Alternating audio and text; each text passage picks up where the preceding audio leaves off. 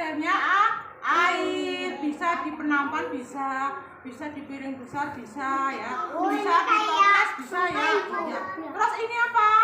Gelas. Iya, gelas. Terus ini kapas. Ini spon. Ya, spon ya, spon. Ya. Pertama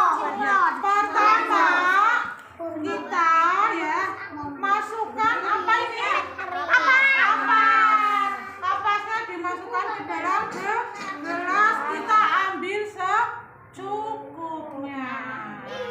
Kalau sudah ya, kita ambil air yang ada di tempat wadah yang besar itu tadi ya, penapan pakai spon. Lalu diambil sponnya, kita peras. Aku tidak tahu. Seperti apa ya? Seperti air hujan. Ya. Nah, bisa seperti air hujan. Ya, kita tutup air hujan ya. Bagaimana ya?